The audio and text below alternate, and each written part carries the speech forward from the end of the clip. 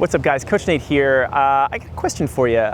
Have you done this drill before? Because it was something that was taught to me earlier, and it was something that was supposed to reinforce that heel striking is this bad thing.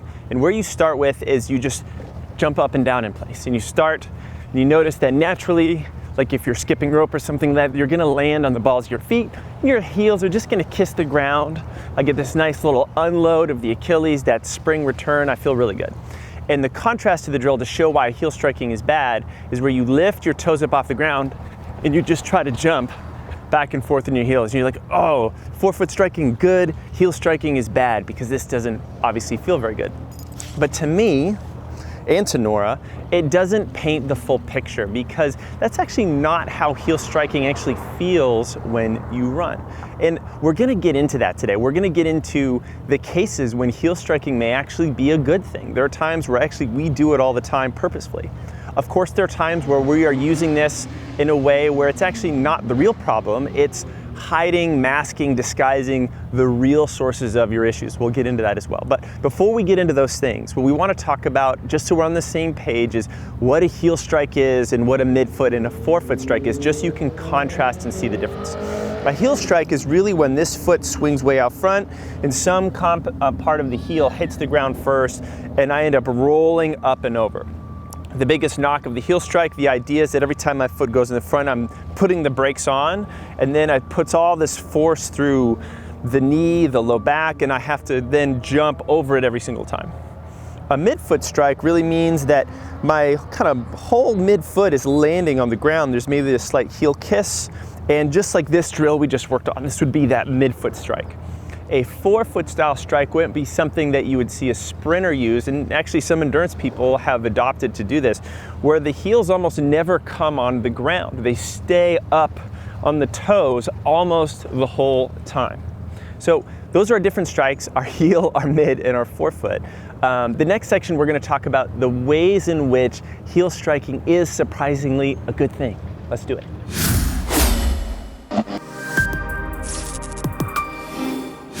So let's talk about the benefits of heel striking, the number of which is I've got increased time on the ground, and with that a little bit of increased stability, and we see that when we walk. We go for walks all the time, we roll through that heel toe, and it's pretty darn buttery smooth all the way.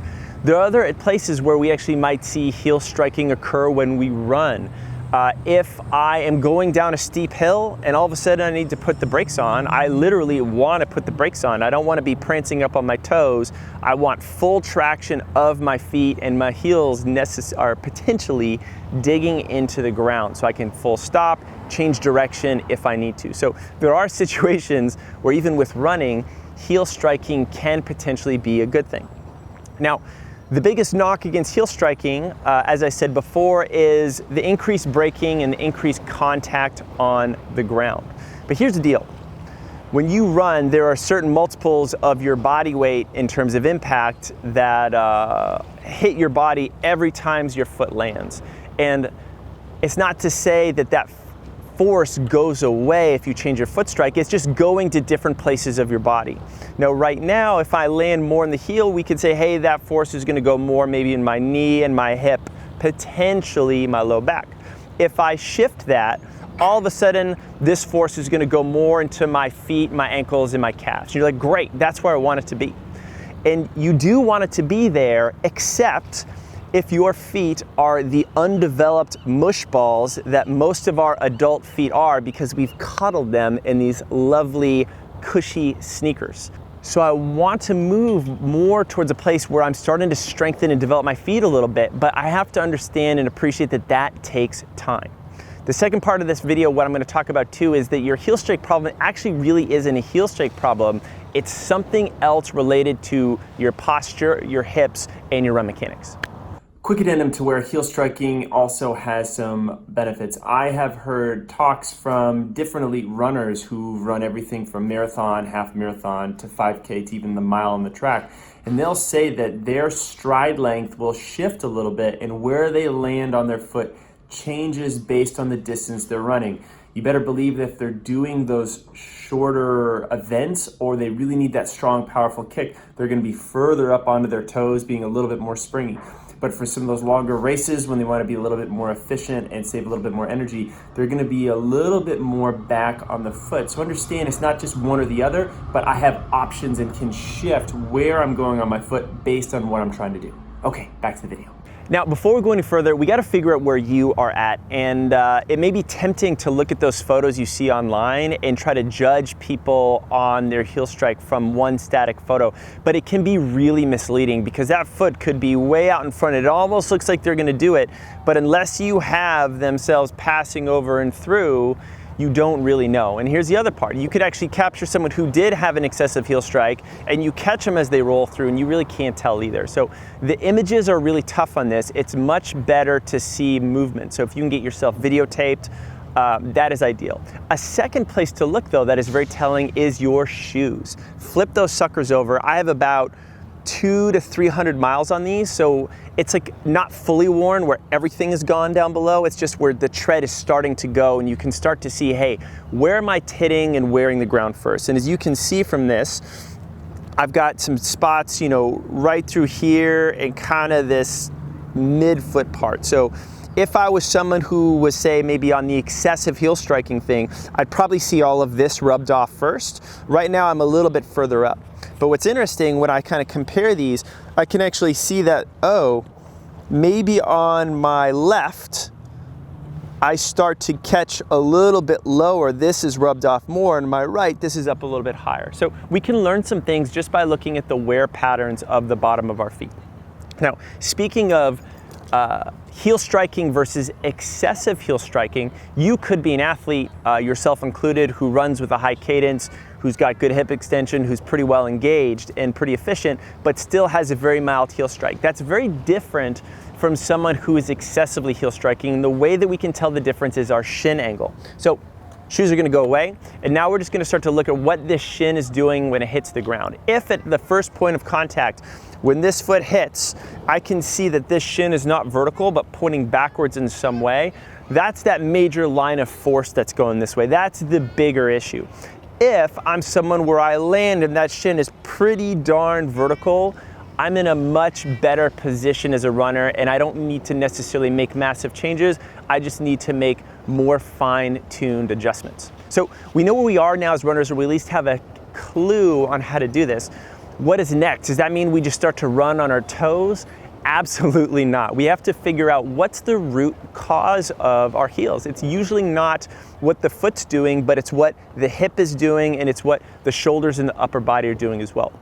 When I see issues with heel striking, a lot of times it's not this issue down here, but it's a lack of hip extension. If I don't have the ability to swing this leg back and really open up this hip here, I can't drop down and pull this guy up all the way and really open up this hip.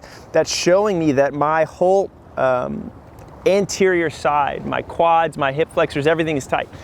You know why you're tight? Because hey, we rock the cars, we rock our desk chair, we're seated a lot.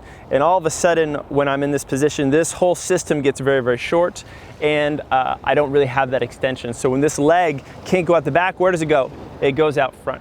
The other problem, as we've talked about lately in a lot of different videos, is lack of glute engagement. Remember, for me to be able to extend my hip, I gotta drive these hips forward. So I have this double whammy of both lack of mobility and then lack of proper muscular engagement.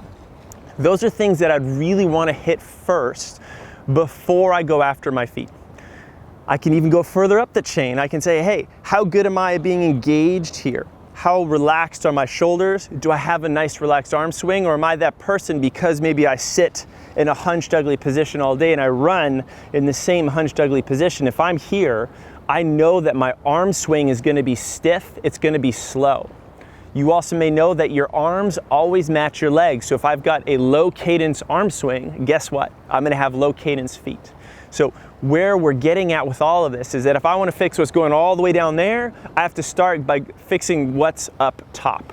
Better posture, better shoulder position, better arm swing, better hip extension, driving the glutes forward, and better hip mobility swinging out the back. The next piece I'll get into a little bit more about how to make these gradual changes in a way that makes sense for you. Now, a couple years ago when Born to Run was out, the solution seemed to be, hey, just run in a minimalist shoe and that will fix everything. As we've talked about thus far, we see that it's a little bit more complex than that. I can't just go into a minimalist shoe and expect that that's gonna fix my glute engagement, hip extension, upper body, arm swing, and all that stuff. It's really not.